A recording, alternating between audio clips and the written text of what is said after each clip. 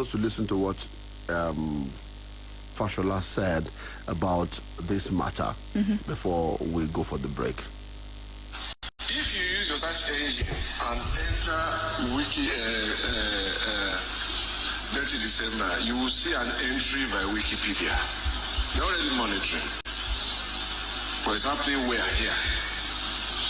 So they found out that in the month of December alone, remittances from diaspora is already equivalent to 4% of Nigeria's GDP. Is that a developmental opportunity? Who is curating it? Who is branding it? Who is mobilizing the manpower around it?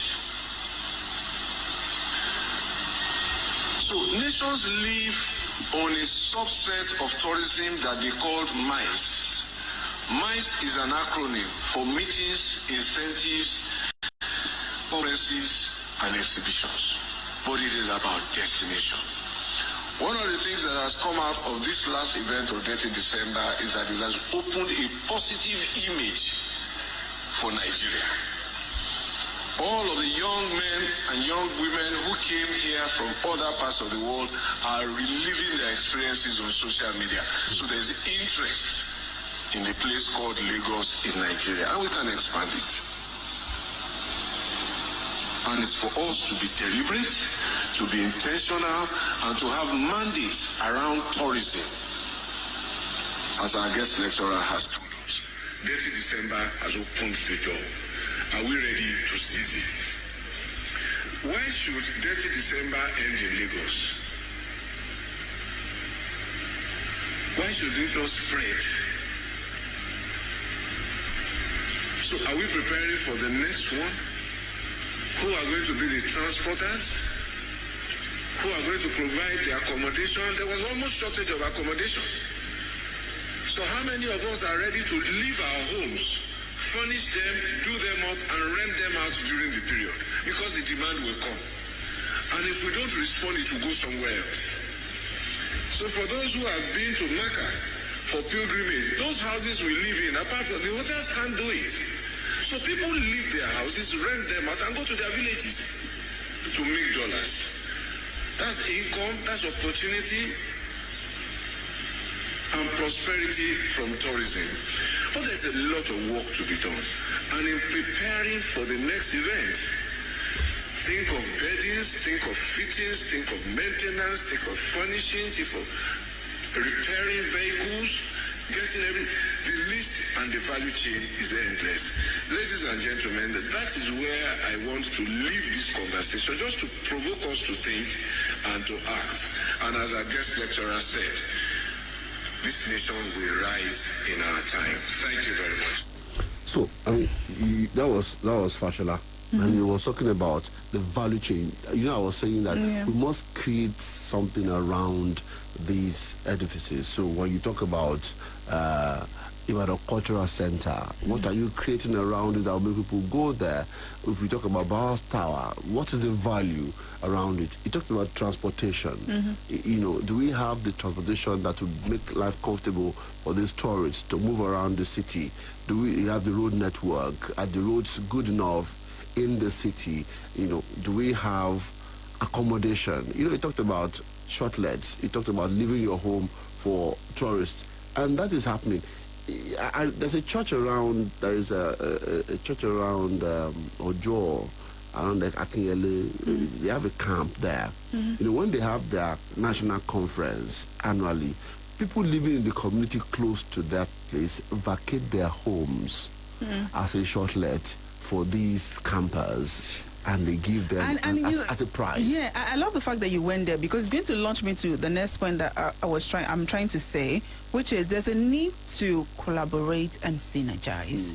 Yes, it should be something that we start with or from the state government, but there's a need to collaborate with stakeholders when it comes to the hospitality sector, the media, even medical sector, the NURTW, just different important sectors, because it's not something that the government can do alone. It is getting everybody involved, because 30 December has been curated in such a way that it is a culture. It's a Lagos culture. That means it is our thing. It is not state government doing it or some quarter being collaborated. No, it's our thing. There's a need to collaborate with different stakeholders in getting people familiar with it as a culture. And it's growing. Yeah. It's growing and it's getting traction. Like you said, earlier, I think it was off Marco, you said that those people who experience it are already publicizing it. Yeah. And so you can see. And I'm not publicizing it because I feel like it's a duty. It's because I'm showing you that I'm having fun. I enjoyed it. Yeah. They're not paying anybody to do the publicity. People are just putting it out there and saying, so we need to put the Oyo State out there. We need to put Ibadan out there too. We need to have some events, in December that will push us out. Ojudoba, I'm sure Ojudoba this year will be another thing. Yeah. Because the steeds that came out of that last year will make some people thinking about how they're going to spend money at the about this year. And the good thing about this is that, yes, it rakes in money for the state, but it also positions the state. Have you ever wondered why, when you talk to Hollywood actors, people in diaspora, and you ask them, where do you want to come to in Nigeria? Lagos.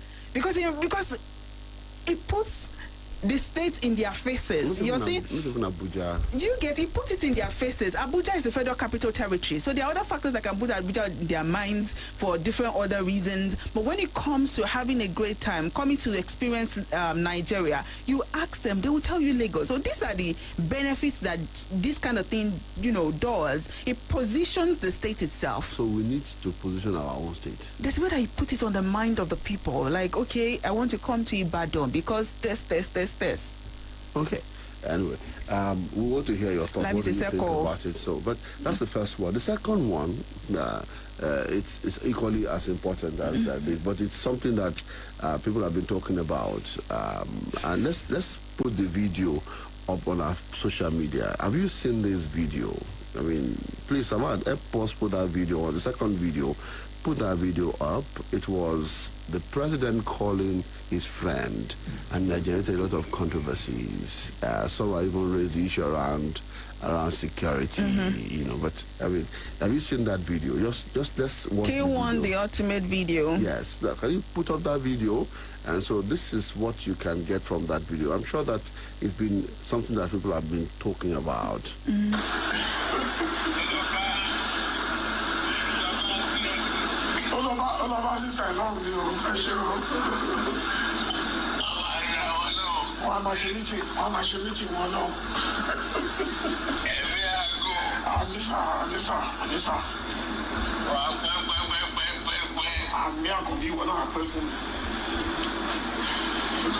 Thank you very much, sir. Thank you, sir.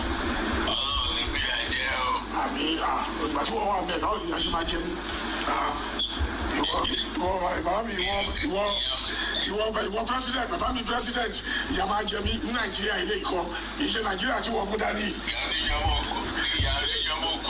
No, ìyá níjọ́mọ̀ kọ́ àwọn mẹ́kọ̀ọ́ níjọ́mọ̀ aṣáájú náà. Thank you very much, sir. Thank you, sir. Thank you, sir. God bless you. Thank you, sir. Thank you. Same trip back home, sir. All right. So there are many. So the video is up. You can go watch the video. But that was the audio of the video, and there were so much controversies around that private conversation between, or not so private conversation between the president and K1 the ultimate. My argument still remains that I feel people are just overflogging the issue.